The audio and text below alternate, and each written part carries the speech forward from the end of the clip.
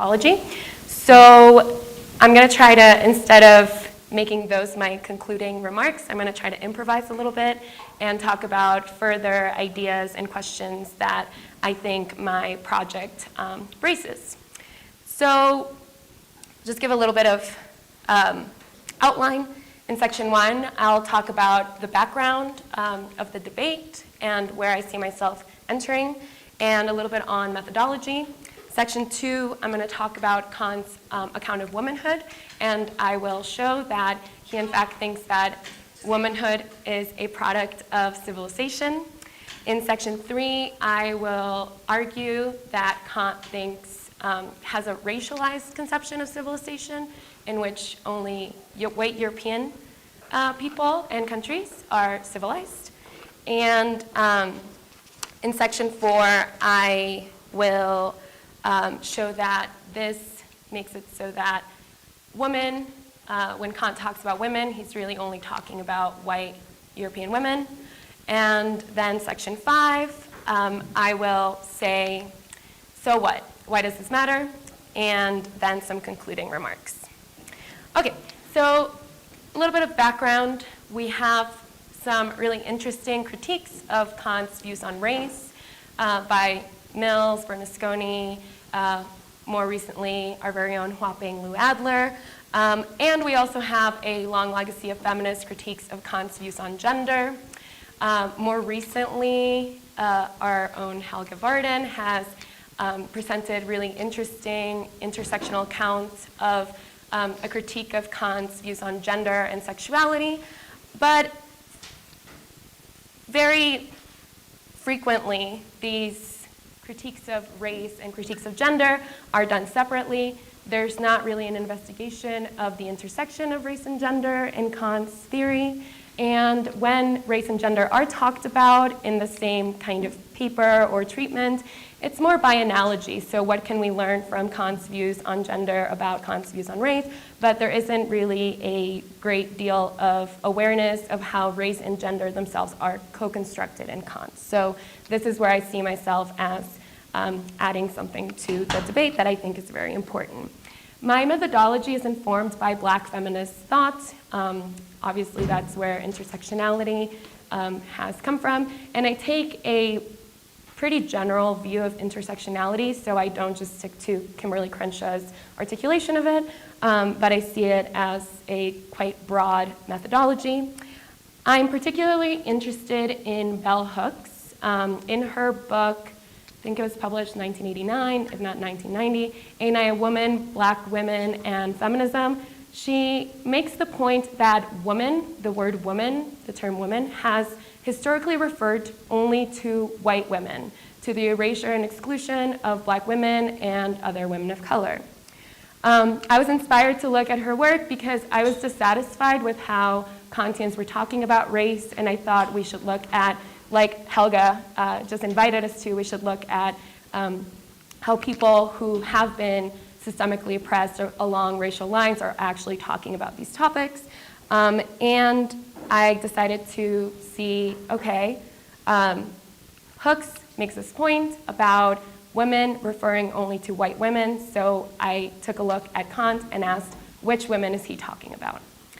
Okay, so Kant's account of womanhood. His clearest account of womanhood is presented in the Anthropology from a pragmatic point of view, specifically in the section on the character of the sexes. He thinks that there are men and women, and that nature has designed men and women for the purposes of perpetuating or reproducing the human race and maintaining the species. And he specifically thinks that women are designed specifically for these purposes of reproduction, but also, importantly, for my analysis, for the betterment of society, the refinement of society, moral development. So, really quickly, nature made women weak, physically weak, so to make up for their physical weakness, nature gave them the feminine characteristics through which they can arouse men's sexual desire, charm them. Then it wouldn't be enough if they just got men to have sex with them, because then they would not be protected by men. So they withhold sex and they trick them into submitting to them in marriage. It's It's a very beautiful account.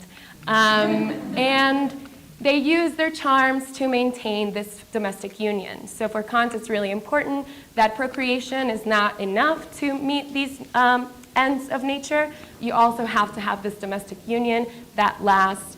And women maintain this domestic union by complaining, talking a lot, crying. Yeah, it's all really, really cute.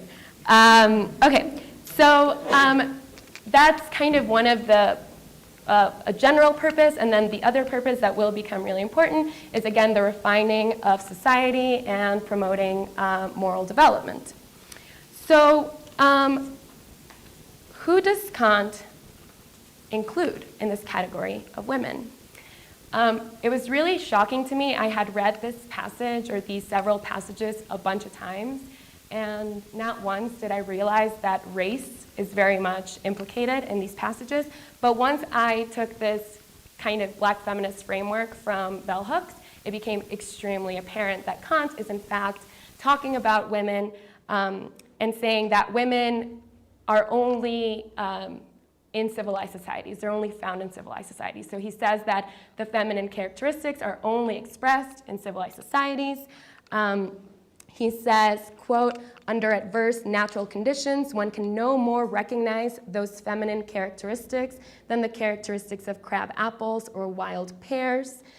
He says that in the Freelander lectures, he says that, quote, if one takes unrefined nations, then the woman is not at all to be distinguished from the man.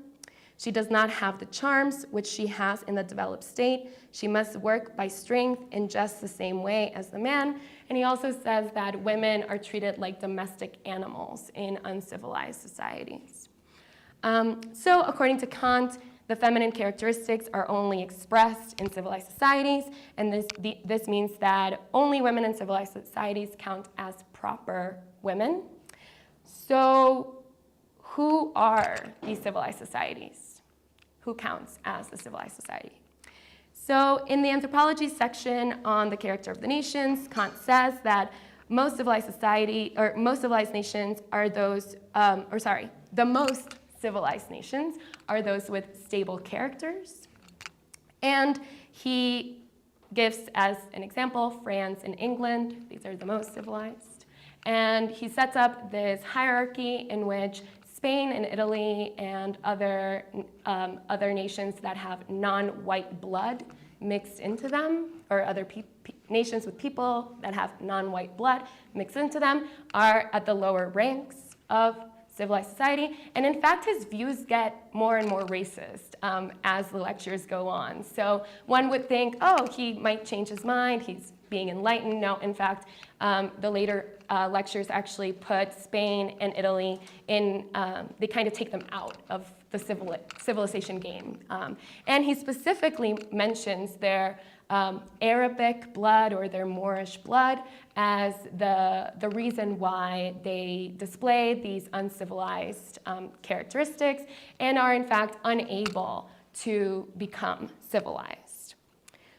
So we have so far said that the feminine characteristics are only expressed in civilized societies. That means that women, proper women, are only civilized women. And in section 3, I just now argued that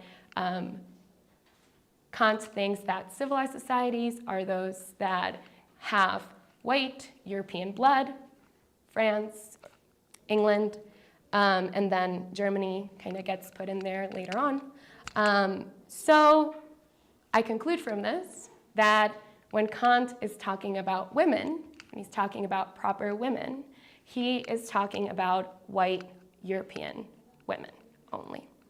This is really important because when we look at feminist critiques of Kant, oftentimes people will say, look, Kant has kind of jarring views about gender, but he thinks that women play a really important role, and that somehow redeems Kant's theory and Kant's views on gender because women actually are crucial for moral development. But if we don't realize that when he's talking about women, he's only talking about white women, then we won't realize that his theory is only redeemable for white women, because non-white women don't actually play this important role. Okay. I think this is all that I wanted to say about that. So why does it matter that Kant excludes non-white women from the category of proper womanhood? It matters because, as I suggested or mentioned before, Kant thinks that women play an incredibly important role. I tend to think that he thinks they play a necessary role in moral development, in developing moral humanity, and in developing the attributes that allow us to progress into a moral state. So he says things like, in the Freeland lectures, he says, that society of only men would degenerate, and I quote, into conflict, a know-it-all attitude and quarreling, but that is not the case in a society with women, end quote. So the idea is that women are proper women, so white European women. They, with their charms and their domestic characters, they soften men, they force them into being gentler, they do certain things such that the society develops these moral attributes, and that's really important because if non-white women are not able to express these these feminine characteristics, that means that non-white women are excluded from performing this kind of role in moral development. So there's different ways in which we can show that Kant thought that non-white people, non-European non-white people, were pretty much barred from moral development. We don't have to appeal to gender, but I think it's really important that we, in fact, see the way that gender is playing a really important role. So it's not just the case that non-white people can't engage in this kind of moral development. It's also the case that they can't achieve this moral development because they have an ungendered status in Kant, right? And so gender is this mark of civilization that oftentimes Kant appeals to show that non-white people, non-European people are savages. They're not civilized and therefore are amoral. Also, a lot of what Kant says about non-white people seems to suggest that he thinks that they're going to die off, even if we shouldn't necessarily kill them or assimilate them. He oftentimes seems very ambivalent about the impending demise of non-white people, and I think the role that gender plays in reproducing the species is also an important connection here, right? If there's no distinction between men and women, then it seems like non-white people don't have a way to preserve the species, and obviously that's pretty problematically eugenicsy and genocidal. Also really relevant to the current political climate that we are in and the ways in which gender is being policed. So I think it's really important to think about the ways in which coloniality, colonial logics, racism, and policing of gender are playing a role here. Okay, so room full of Kantians, I'm sure that you are all wondering, like, so what? This is all in the anthropology. That stuff is empirical, and he was wrong, he's bound to be wrong, limited human being, but we can throw that out because we can basically take out the anthropological account of humanity, and we can just keep the kinds of a priori or ideal, pure, I don't know, there's so many terms for it, that kind of theory that we see in the groundwork or in the second critique. And in fact, the kind of theory that Kant puts forth in the groundwork about humanity is not sexist or racist. It's really robustly egalitarian and universalist. So why can't we just do that?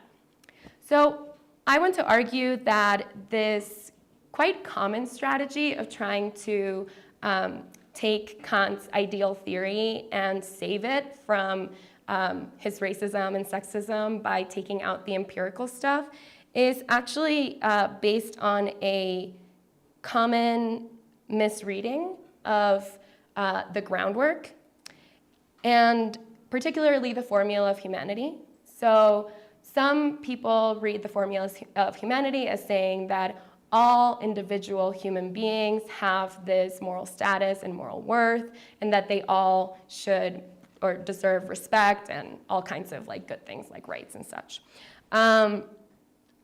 But in fact, I follow Henry Allison in interpreting the formula of humanity as saying that humanity, being rational nature, has this kind of status, right? And so the groundwork, the pure stuff, tells us about rational nature, humanity as rational nature, and it tells us that it has this moral status and this moral worth.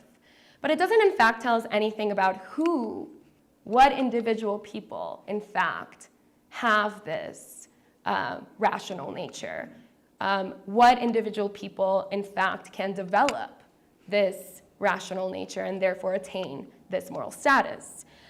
So I think we have oftentimes thought of Kant, the kind of theory that, or the theory that Kant presents in the groundwork as a full moral theory that kind of can stand on its own.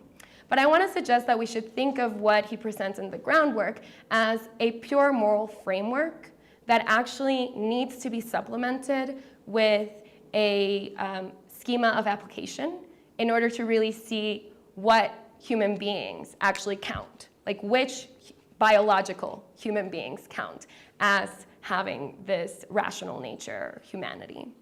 And in fact, this schema of application is what we see in the anthropology and some of the essays on race and the essays on geography, where he gives us this developmental view of humanity according to which not all racial groups are equally well-suited to develop this rational nature.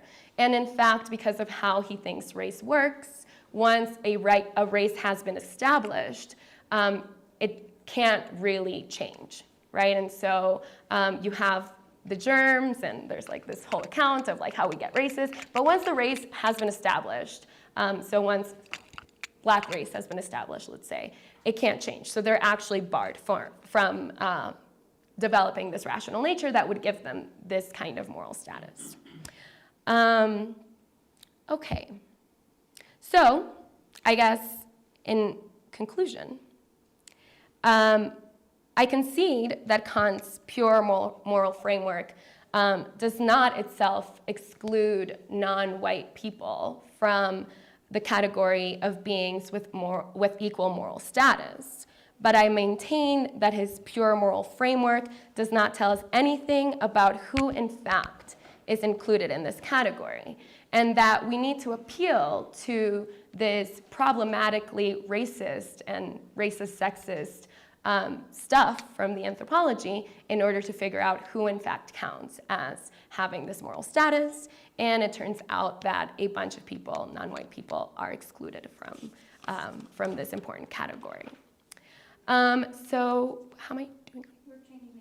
You just spend 20? Okay, so I promised you all that I was going to say something more original because people are really doing amazing work on this, and I think people are making really compelling arguments about why the racist, sexist stuff is really kind of deeply ingrained in Kant's moral theory proper. So I'm particularly interested in reading practices in Kant's scholarship and how certain passages have come to be seen as having to do only with gender, only with race, and how we can question those reading practices by looking at the work of marginalized people, the works of people who we might not necessarily think about as philosophers, like Bell Hooks, Audre Lorde, and even philosophers like María Lugones. She, rest in peace, has been theorizing about the coloniality of gender for a long time. And I think it's quite clear when we look at Kant's account of womanhood that that's like the coloniality of gender happening, right? He's ungendering non-white women, right? And there's this kind of way of using gender to mark the colonial difference. But for a long time, Kantians have been thinking about this without seeing that this construction of race and gender is really crucial to the colonial logics of his theory. So I'm interested in how we can disrupt the kind of xylos that we interpret Kant in, and how we can really grapple with why so many feminist Kantians missed some of the stuff that was so obvious to Black feminists like bell hooks, and how we can think about Kant in a more intersectional way.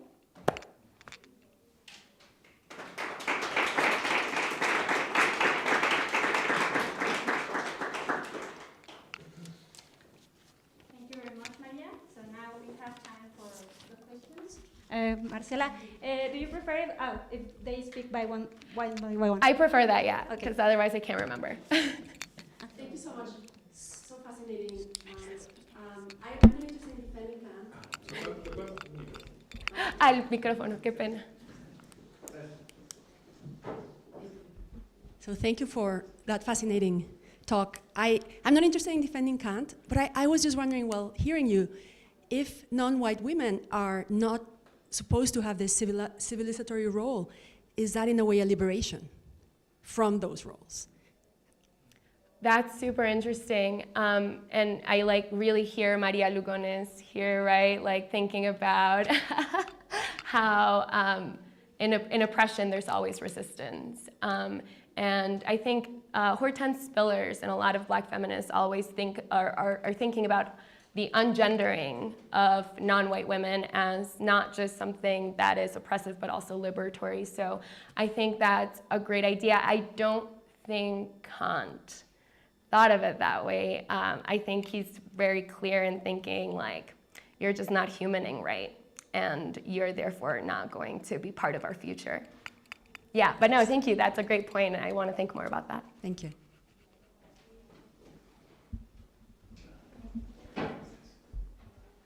So thank you very much for a very interesting talk. My question is about schemata. So, because that's part of your proposal, right?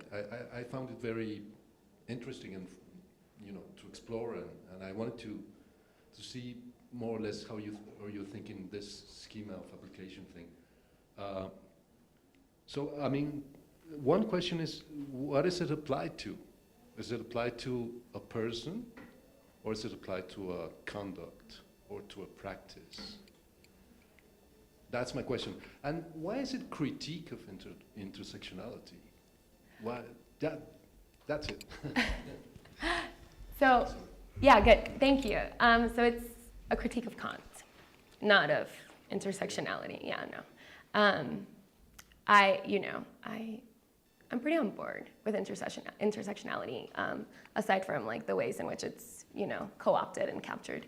But yeah, that's a really good question. Honestly, I should be more careful with my words. I didn't mean to imply schemata in like the very technical Kantian sense, but maybe that was a Freudian slip. Maybe I should think about it that way. I think in terms of the scheme of application, one thing that I have in mind that I need to think more about is teleological judgment, and the way in which Kant seems to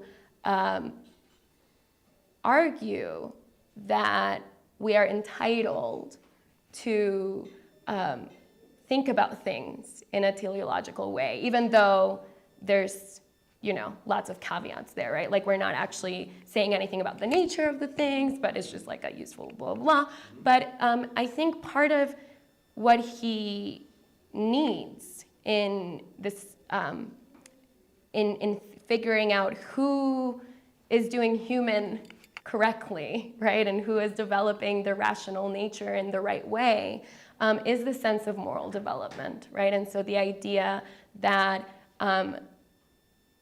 we are a human species, that we all come from the same, right, the monogenesis, genesis, whatever, and that some people's passions, right, some people's animal nature is overdeveloped for whatever reason, and it prevents their humanity, right? Their animality oftentimes prevents their humanity from developing in this particular way. And so I think the schema of application, like maybe change the word, is about very much races, right? He thinks that race is a really important explanatory concept that helps us track which people are determined by their animality and which people, because of the transcendence of race into whiteness, are able to develop rational nature. And I think probably really important negative things follow from politically what we might be entitled to do from that kind of insight.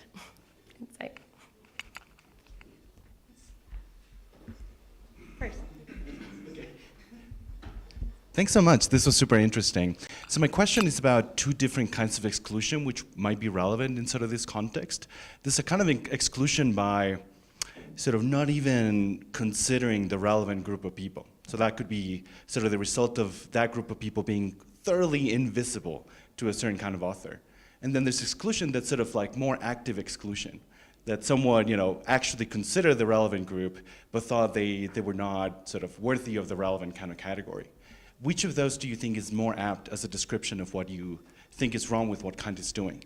Is it that he failed to consider the relevant kind of intersection, or he did consider them, but he thought of them as, unworthy of the label of being a woman? Thank you so much for that question. That's so interesting. So I think that one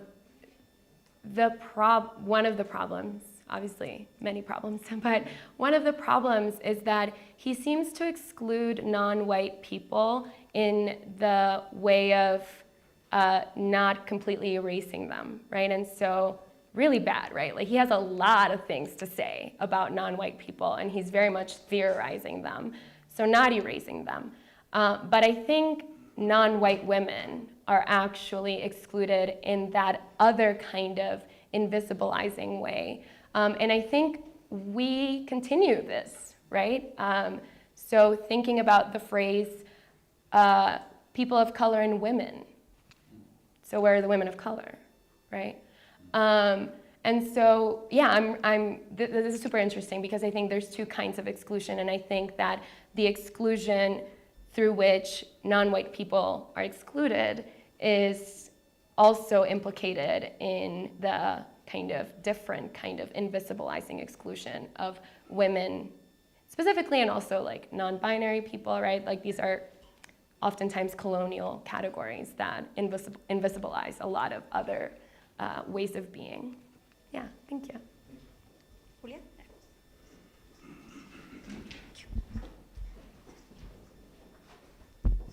Hi, gracias.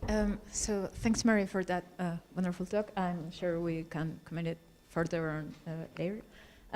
My question was, I hope I can make justice of Lucy's position against Mill's reading of Kant's racism, because, as you know, she says that it may be problematic to say that a racist person thinks that the person that they are violent to is subhuman or almost an animal, because if so, there is this, I have a justification to treat him or treat it like a thing or like an animal.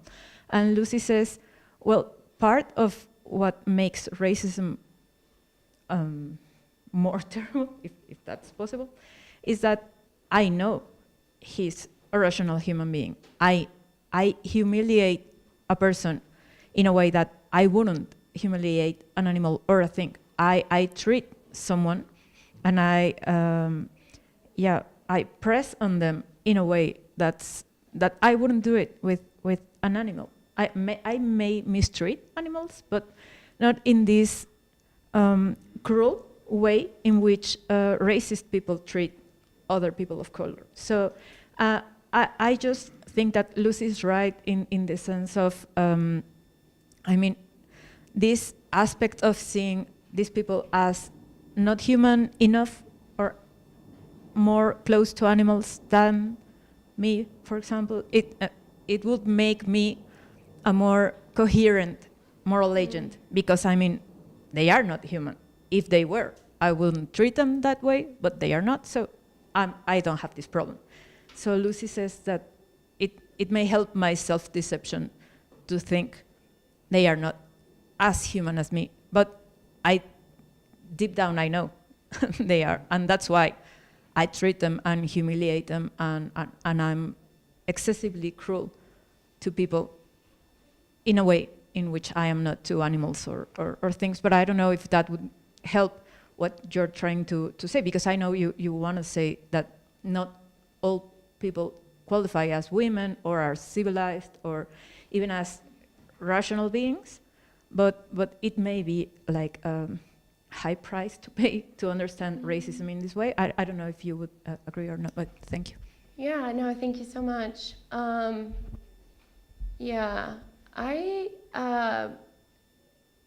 So I think maybe a difference here is like the project, right? Like, are we trying to understand like what racism is in a way that can account for why it's like particularly messed up, and explain the moral psychology of the racist person?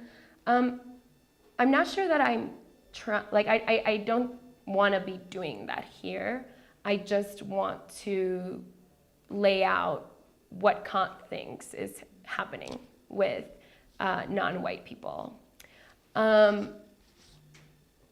He does, I believe, think that all people have the same kaima, or like germs, right? And he thinks that all human beings have the potential for developing these different, humanity, animality, but that once certain races, certain germs have developed, they no longer have they're not actually able to develop these faculties or germs or whatever.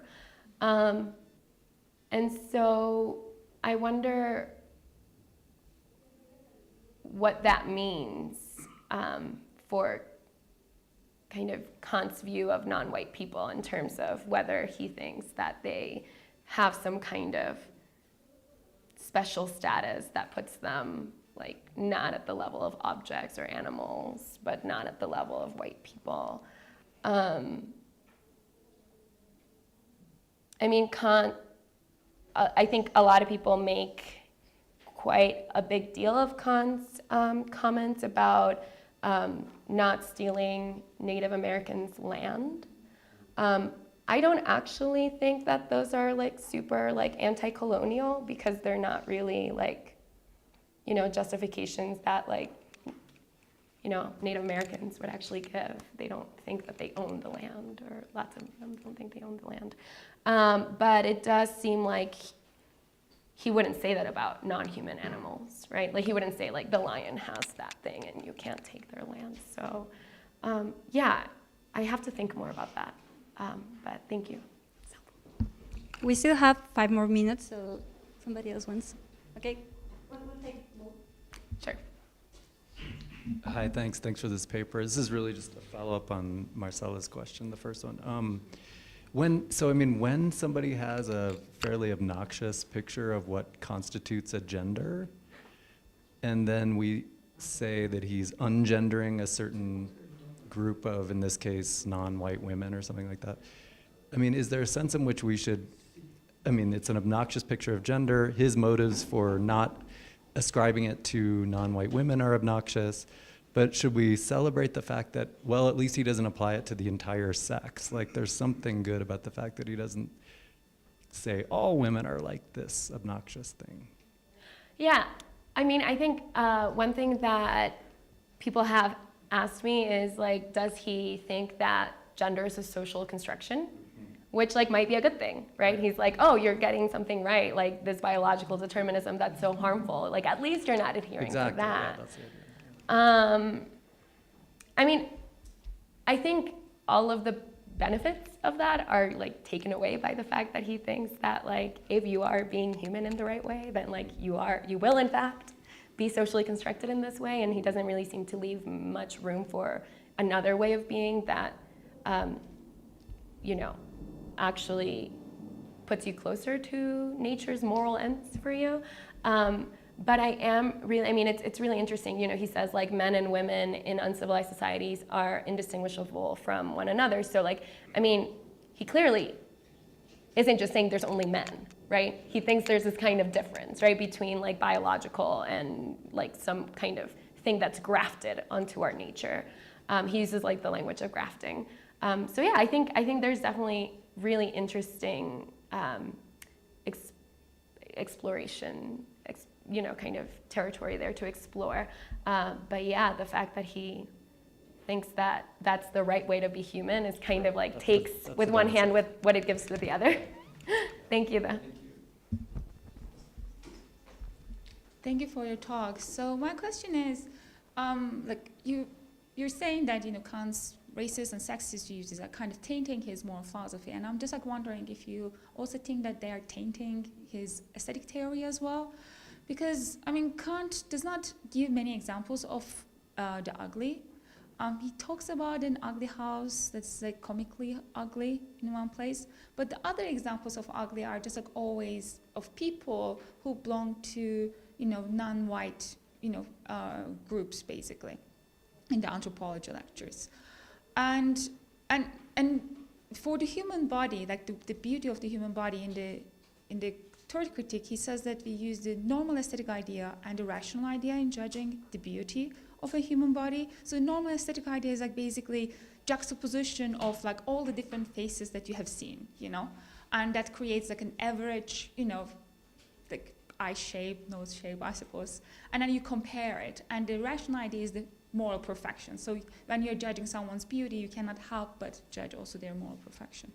So he says that, you know, like, white people and black people or Chinese people probably have a different normal aesthetic idea, you know, on the basis of what they are used to seeing. So that might differ.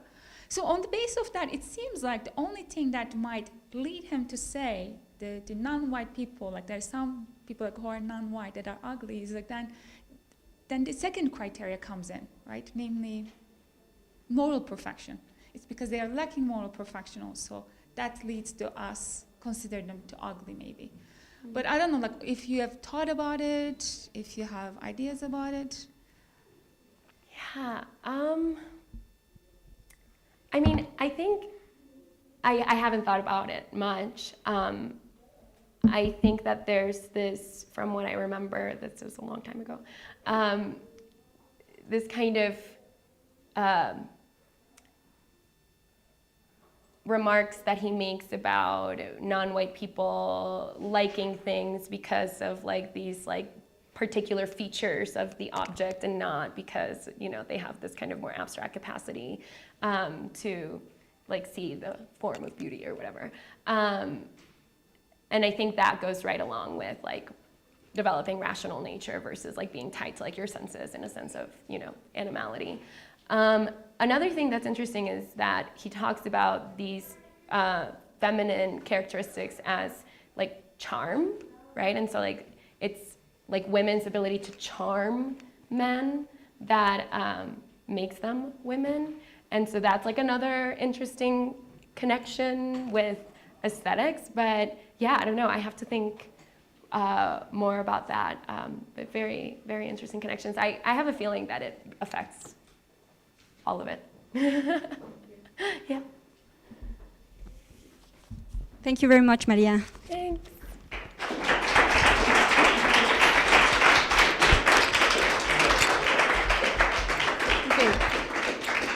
So now, Colin Bradley from Princeton University is going to speak about Kant on property, production, and freedom.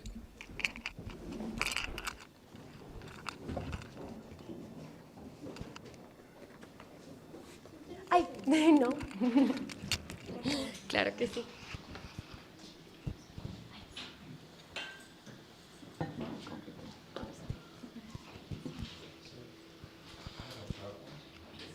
Muchas gracias.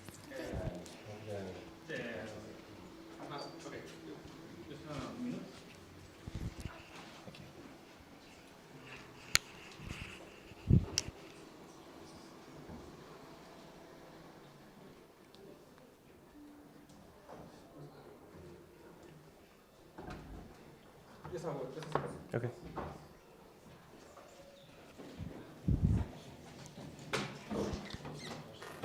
Thanks.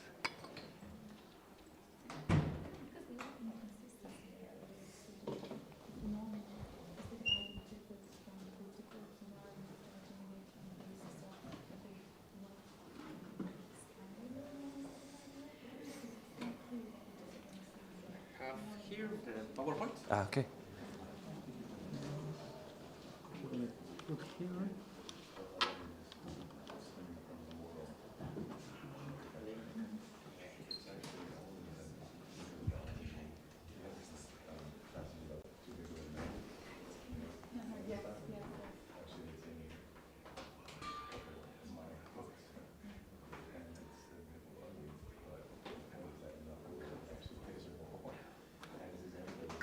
There are two.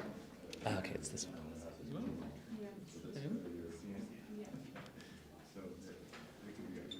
Thank you.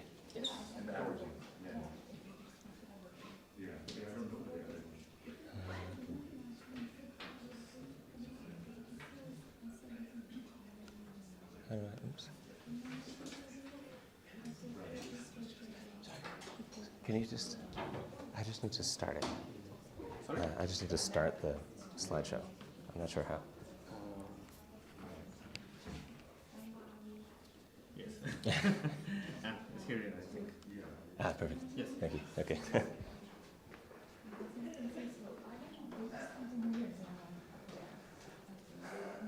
Should we go? Okay. Thanks everybody for coming, and thanks to NAX and the Instituto and everybody who's helping to put this on. I'm sorry to say I am going to be reading the talk. However, I've made it available to you to read along. It's on the conference website. It's also here on my website, where you will also find the slideshow if for some reason you want to be in control of your own version of the slideshow. I will do my best, however, to sync it with what I'm saying. So let's jump in. The talk is Kant on property, production, and freedom. So in the opening private right chapter of the Doctrine of Right, Kant offers a condensed and convoluted defense of what he calls the postulate of practical reason with regard to rights, or what, following other commentators, I'll call the juridical postulate. The juridical postulate is here. It says, it is possible for me to have any external object of my choice as mine. That is, a maxim by which, if it were to become a law, an object of choice would, in itself, objectively have to belong to no one, res nullius, is contrary to rights. The juridical postulate claims that it would be wrongful, in the sense of inconsistent with the idea of a community of free and independent equals, if we were not free to claim entitlements to the use of things in the world. So any plausible interpretation of and defense of the juridical postulate must do three things.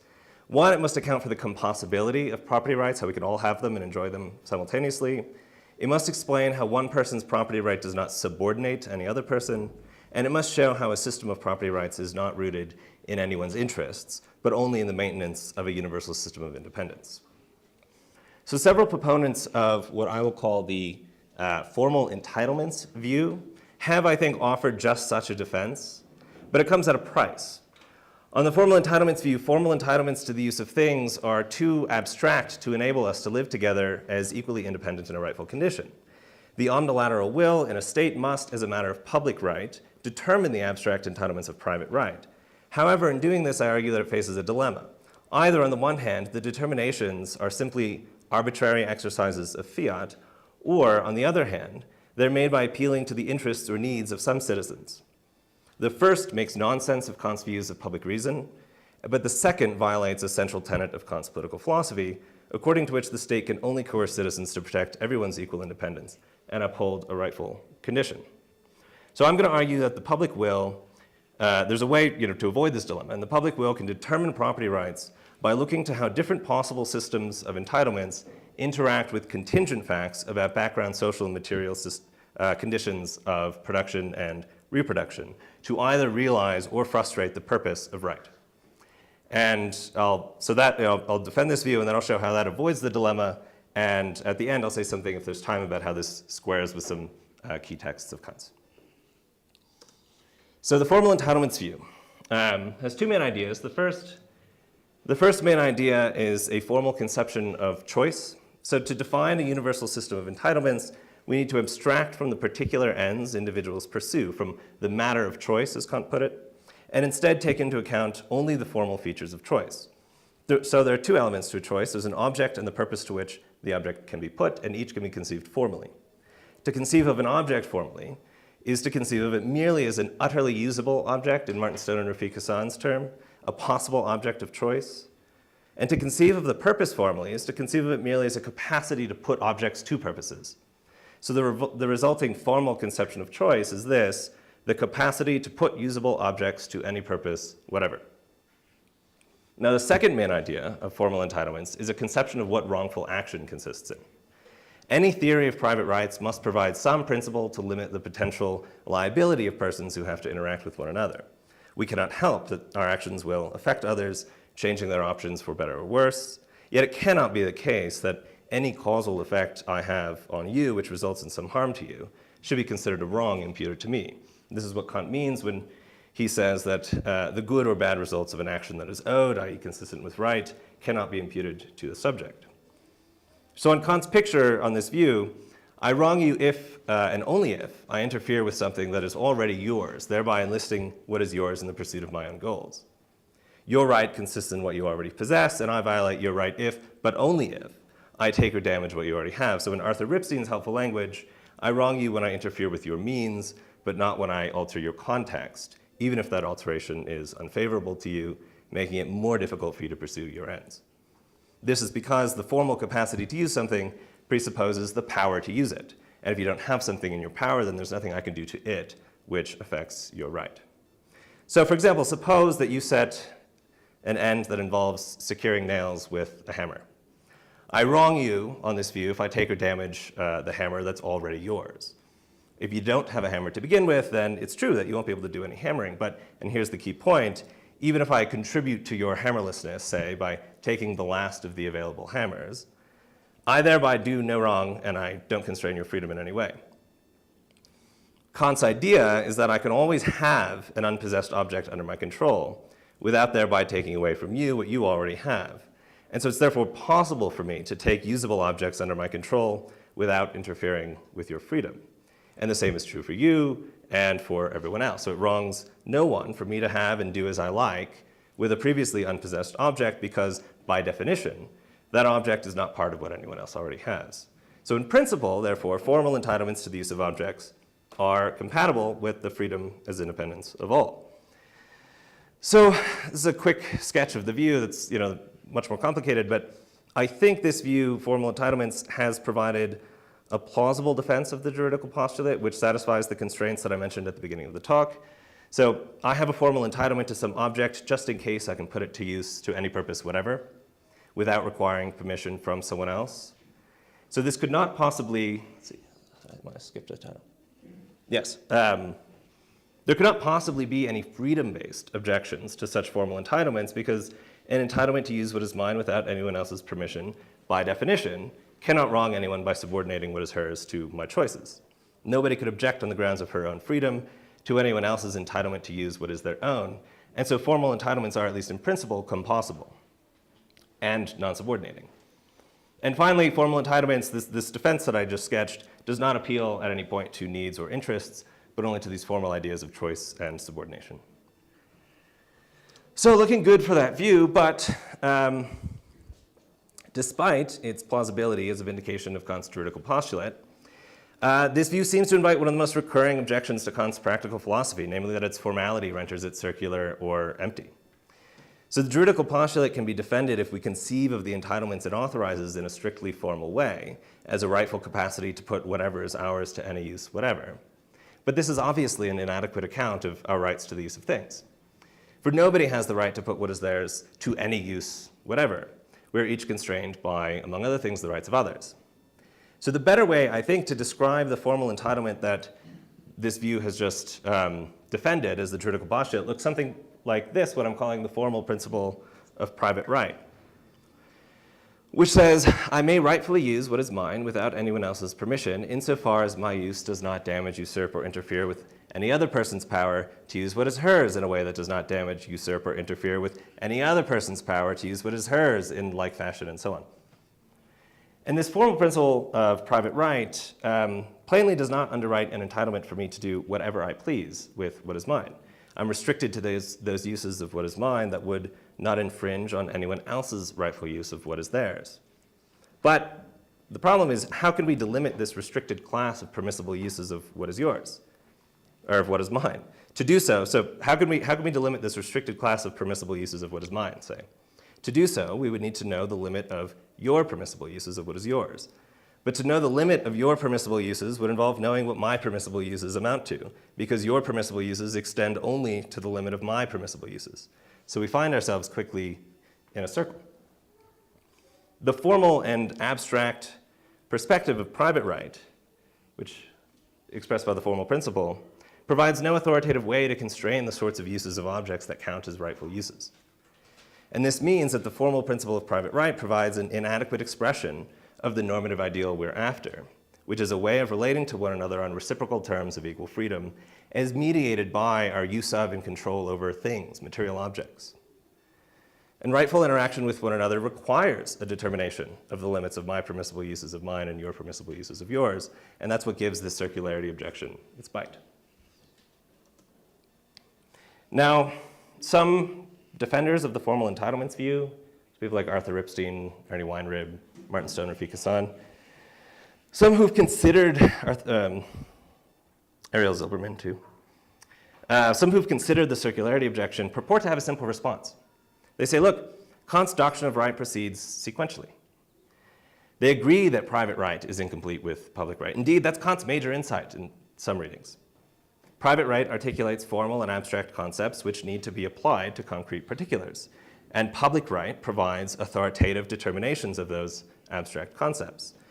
The public authority embodied in the omnilateral will simply exercises public judgment to apply abstract normative concepts to concrete particulars, thereby avoiding this circularity and emptiness problem. So the point of public lawmaking on this picture is to provide an authoritative resolution to the open questions of private right. But this public judgment response, as I'll call it, to the circularity problem faces a dilemma. So either, on the one hand, it renders public decision-making arbitrary, appearing as mere fiat, or, to avoid arbitrariness, it needs to appeal to the needs or interests of citizens in explaining how the public authority exercises judgment to apply the concepts of private right to concrete situations. So, to take the first horn of the dilemma, if all public right adds is a simple exercise of judgment, this renders, as I said, public decision-making essentially arbitrary. So if all the public authority contributes to right is a mere judgment call, applying an abstract to a particular, then this renders its discretion invulnerable to any kind of challenge or review. Now, of course, Kant famously held that the people have no coercible rights against the sovereign, but he also held that the people have important rights of public criticism against the sovereign. And the public judgment response to the circularity problem, I think, includes the vital role Kant assigned to the public use of reason in the public sphere to criticize the legislative decisions of the sovereign. So Kant defends in this passage the freedom of the pen on the basis of the role such a freedom plays in the public political discourse of his society. And in particular, he highlights the necessity of informing the sovereign of its mistakes. And I take this to be strong evidence against the view according to which the sole function of the public will is to apply abstract normative concepts to concrete particulars via public judgment. The sole palladium of the people's rights includes the right to tell the legislator that it has made a mistake. But what kind of mistake can the legislator make if it's merely exercising judgment? A citizen can, of course, express disagreement with the legislator's judgment. But if she's pointing to specific features of a decision as reasons against it, then she's not merely opposing bare judgment with bare judgment. She's pointing to the appropriate factors on which a judgment should be based. She is, in other words, engaged in public political argument of a familiar kind. Yet viewing the role of the public will as exercising a bare and, in some sense, infallible public judgment would, I think, completely erase the important role of this kind of political argument in a society. So to the second horn of the dilemma. It's easy, I think, to see the appeal of kind of rather hollow public judgment response to the circularity problem. And this is because it looks like saying anything concrete would concede the point to those raising the circularity objection. After all, what public facts could the Kantian will be appealing to in carrying out its task of making concrete an actual, a rightful condition? The obvious worry is that anything that it appeals to will be an interest or a need, and thus entail violating a central tenet of Kant's political philosophy. For Kant, the state can only justify the exercise or threat of coercion for the sake of protecting the freedom of its citizens, of securing to each what is her own, and thereby maintaining a rightful condition. So call this principle normative formalism. According to normative formalism, the state cannot invoke the needs or interests of any citizens to justify coercing any other citizens. And this makes it very difficult to see what alternative to the bare appeal to public judgment there could be, since it looks like any appeal will be invoking needs or interests.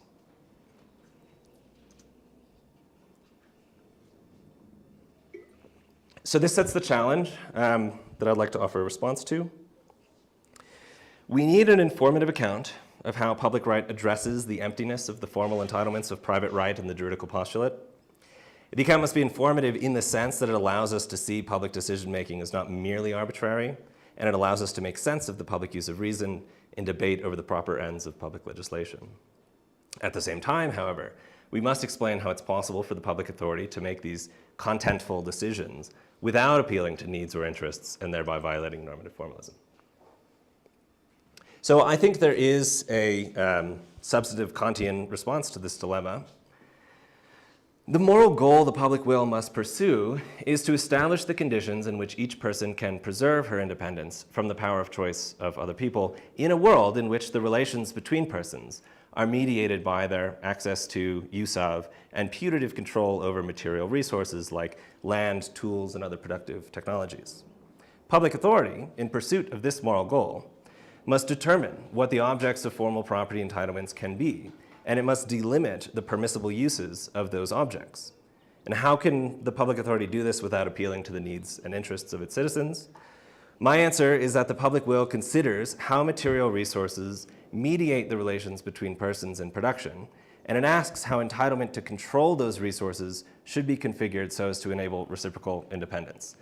That's a mouthful, and I'll sort of unpack that as the talk goes on. So, let's see. To get into this, we need to ask why we use material resources, things, or objects in the first place. And the simplest answer is that we are finite embodied creatures. We need to nourish ourselves and our offspring. We need to build shelter to protect ourselves from environmental threats. We engage in production. We provide what we need for today, and reproduction, providing the means to provide again tomorrow.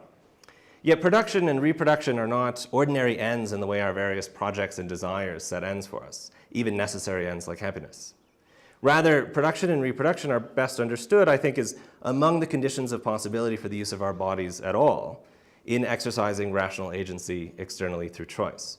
We engage in social production and reproduction not because we simply desire what they produce, food, shelter, offspring. We engage in these activities because this is what it takes to be alive.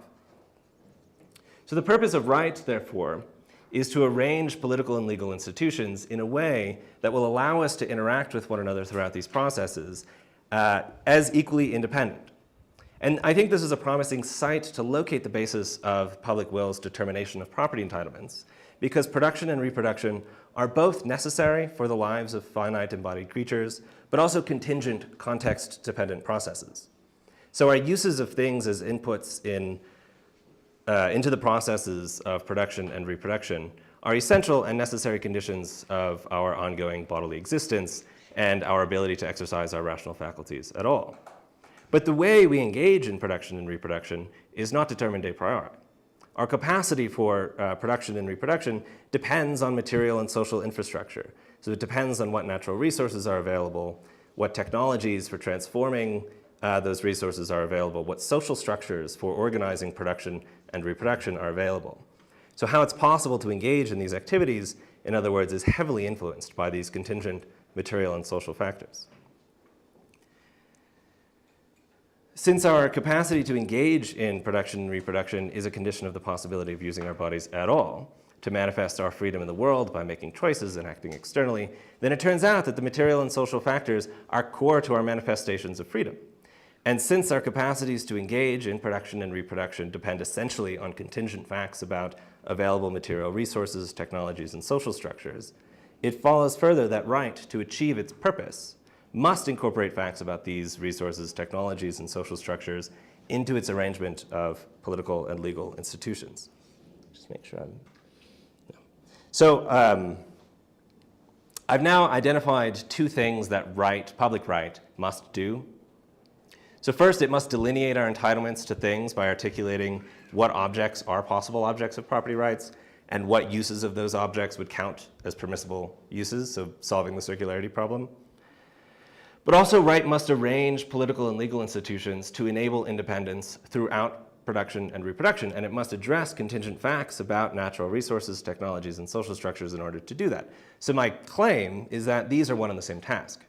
So in other words, what public right must do when it delineates property entitlements is to consider the way that material resources, technologies, and social structures mediate the processes of production and reproduction, and to define entitlements such that, in light of the mediation of these processes, our system of entitlements enables each of us to remain independent and to interact as equals on a reciprocal basis.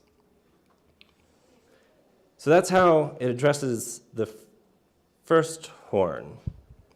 So I've just sketched an account of how public right can generate non-arbitrary solutions to the circularity problem, and thereby avoided, I think, the first horn of the dilemma. But what about the second horn and normative formalism? So in accounting for how material resources, technologies, and social structures bear on these processes, we are not, I argue, illicitly letting in facts about anyone's needs or interests. And so, therefore, accounting for the ways in which contingent material and social facts interact with property entitlements does not violate what I'm calling normative formalism. And I think we can see this, we can illustrate this point by looking to Kant's discussion of the distinction between active and passive citizens. To be an active citizen, as Kant puts it originally in the Theory and Practice essay, a necessary condition is being one's own master, sui juris, hence having some property. And any art, craft, fine art, or science, he adds, can be counted as property that supports him.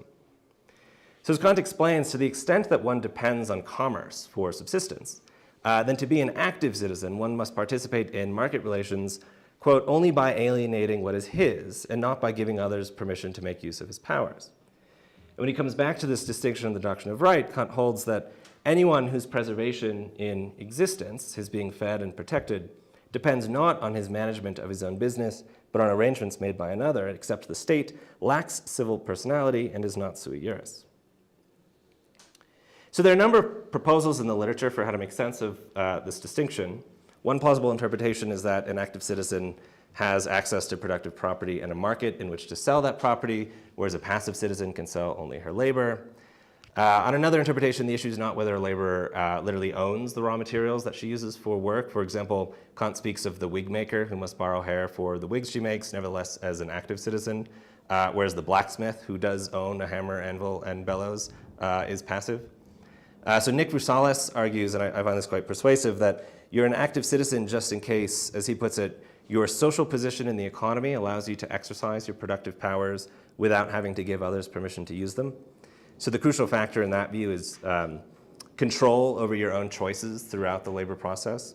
But on either interpretation, facts about the availability of natural resources, the technologies available for working on them, and social structures organizing production are important for determining whether a person attains what Kant calls civil self-sufficiency, or the kind of independence we can speak of once we have left the private right and the state of nature and entered into a civil condition organized under a non-bilateral will. Sure, I haven't skipped. Yes. So the importance of either owning outright the means of production or of exercising uncoerced control over one's labor process is not, and this is the key point, it's not that it's in the interest of the laborer. Rather, it's that these are conditions of her independence. So this is why appealing to these sorts of factors does not entail violating normative formalism. And this is kind of an aside, but the connection Kant draws between independence and the labor process, it's important for another reason. I think it indicates that attaining civil self-sufficiency is not primarily a matter of distributive justice. So while a distributive justice framework takes the production of wealth for granted and then asks how it is to be redistributed, Kant, I think, turns our attention to the production process itself. And many have sought the key to Kant's views on economic justice in his fairly sparse remarks of taxing the wealthy to provide for the poor. But I think a more promising direction to at least supplement that approach is to look to his views on the relation between material resources, the labor process, and independence. So skip that for time. Okay, the final sort of bit of the talk, I'm going to turn to some evidence that Kant connected the content of right to contingent conditions of production and reproduction. So first, his discussion of perpetuities in estate holdings, I think, highlights the importance of changing social structures to the content of property rights. So Kant argued that as the circumstances of the time change, states may have not only the right, but a duty, as he puts it, to alter property entitlements. Then taking up the question of whether sort of feudal or quasi-feudal estates can be held in perpetuity, Kant held that state support of the property privileges of orders like the military and the clergy is contingent on public opinion, continuing to regard these as useful ways of protecting the people from invasion on the one hand and hellfire on the other. But were circumstances to change such that the physical or spiritual reproduction of society no longer depended essentially on the military or the church, then the state would be authorized to confiscate their supposed property. And in the event, those affected by such reforms cannot complain of their property being taken from them, since the reason for their possession hitherto lay only in the people's opinion and also had to hold as long as that lasted. Thus, I mean, it's confusing passages here, but I think Kant is explicitly linking contingent facts about the social organization of reproduction to the rightfulness of certain forms of property entitlement. And we also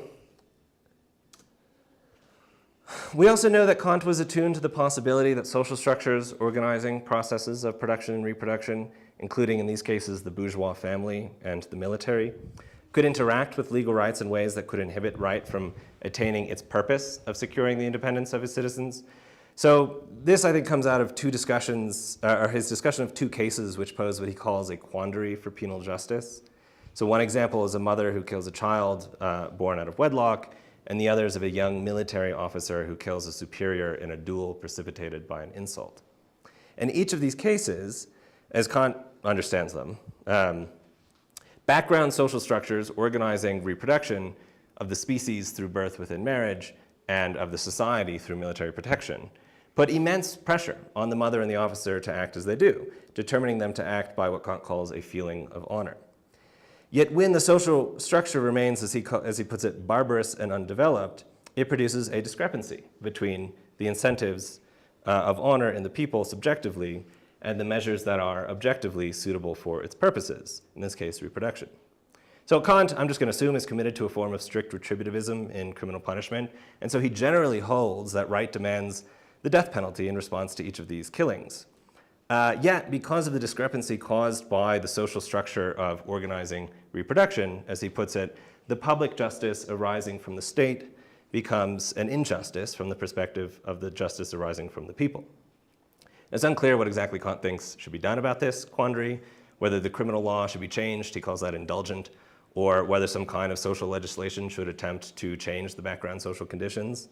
But what's important for present purposes is his view that legal rules can interact with background social conditions to undermine what he calls the purposes of right. That's the general sort of form of argument that I'm trying to apply to property.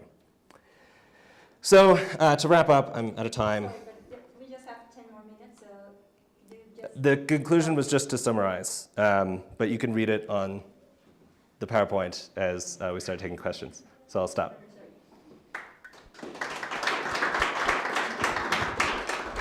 Okay, so we only have like 9 minutes, so if there's one, maybe two questions that we can hear. Yeah.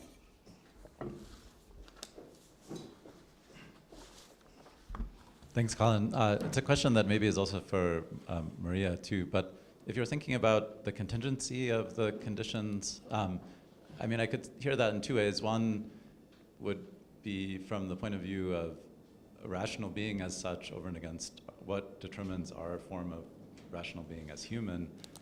And there could be questions about, you know, the specific character of the determination there.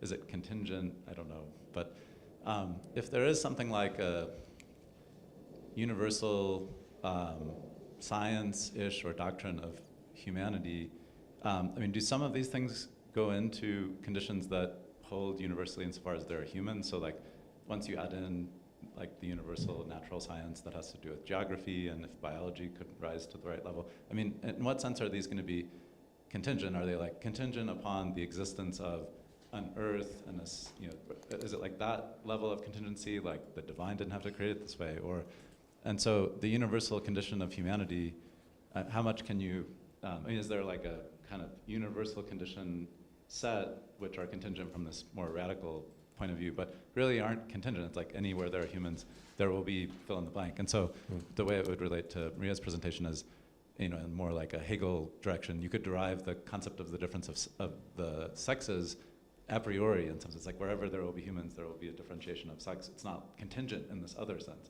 And so some of the things that you're appealing to can sound like, you know, there's only so much X, or how much particular X there is. Maybe that's contingent in a different sense, but that we depend on whatever there is that there is, and we could, in some sense, derive from that principles that are quasi-hypothetical, but still are rooted in like the universal condition of humanity that isn't really contingent in some other sense. Do you have thoughts about that gradation of the contingency, and would it matter for how much you want to build into your account? Thanks. Yeah, that's a very helpful question. Thanks. So I mean, I think the fact that we, you know, as I put it, engage in these processes of production and reproduction, there's a sort of obviously necessary element to it, and a contingent element to it. And so I'll explain what I mean by this, which I hopefully will give content to how I'm understanding contingency. So the necessary element, I think, corresponds to what you were calling the sort of universal the universal condition of humanity or something. It's the fact that we're the kinds of rational beings that we are. There's, I suppose, a sense in which that's contingent. Obviously, it's not necessarily true of all rational beings that they're finite and embodied, nor is it necessarily true of all finite and embodied rational beings that they live on a bounded sphere with limited resources and sort of eventually are bound to bump into each other, you know, partly because of their own social sociability and so on. Facts which Kant sort of gets quite excited about, you know, in developing his theories of politics and history. So I mean, there are gradations of contingency in there. I'm basically calling all of that necessary. What I'm referring to as contingent are things, maybe a better term for it would be something like geographically or temporally variable. So, you know, maybe these things are fixed by the sort of universal, the necessary laws of geography or something like this, but they will appear. So what resources a group of people has in a particular area to work on in order to engage in these activities, which are necessary in virtue of the kinds of beings that they are, that will be different. Maybe not contingent in some sense, but different at least in different sort of parts of the globe and at different periods of time. So that's a kind of contingency that I'm appealing to, and what's sort of useful about this is it's a way of providing content to solve the circularity problem that attends what I think is the best going interpretation of why it could be the case that we have sort of as a necessary feature of right, entitlements to claim private property in things. In order to sort of flesh out that account, we have to, I think, be able to appeal to something that will show up to the omnilateral will in a given political community as contingent, or at least as sort of variable, different from what it would be in other times and other places. We have time for one more question, but really brief, please. 5 more minutes. Oh, is there someone else? Oh, I can do it if you want, but did you ever know? No, okay, because I can talk to Colin anytime. I think Clinton's question had about it. Oh. Okay, I just wanted to ask, thanks Colin. I mean, I just wanted to ask if you could try to motivate the normative, what you were calling normative formalism a little bit more. Mm-hmm. So it looks like you have some quotations there and I wasn't able to look them up, but sure. The normative formalism is just, we can't, it's in the second horn, we can't appeal to the needs and interests of, is it any particular individuals in order to somehow coerce other particular individuals? We can never appeal to any needs and interests that any of us would have. It was a little ambiguous in the way you stated it, sure. Which was which, and then I was wondering if it's the latter, how does your solution really avoid that? Good. So let's say, so it's certainly the former, at least. So Kant holds, I was sort of grateful for Professor Varden's talk, which sort of, I think, was implicitly committed to this. I was hoping it would butter everyone up to it a little bit. But I'll just read I think the one canonical statement of this is not entirely unambiguous, but the universal principle of right. Kant says, any action is right if it can coexist with everyone's freedom in accordance with the universal law, or if on its maxim the freedom of choice of each can coexist with everyone's freedom in accordance with the universal law. So the idea here is like rightfulness is determined solely by reference to freedom. Not the sort of contingent needs or interests of any person. He develops this a little bit more in the Theory and Practice essay as well, in the section on Hobbes. He's sort of... Sorry. Yes, okay, so this goes to the second, right, so should we think of something like the fact that we need to eat and the fact that we need to like sexually reproduce, like are these interests or needs? The way I tried to develop this briefly in the talk, and I'm not totally satisfied with it, was I was contrasting this kind of interest with the sort of interest that we have in, say, I don't know, developing contingent desires, developing projects, developing things that would be sort of exercises of our rational agency, rather than what I was trying to think of as something closer to a condition of the possibility of exercising a rational agency, which is that we have succeeded in nourishing ourselves, and the society, the species, has succeeded in reproducing itself through sexual production. That, I think, whether or not we want to call it a need or an interest, I'm a little ambivalent about, but it's certainly of a different order that I think escapes the prohibition baked into normative formalism. Yeah. So thank you very much, Colin.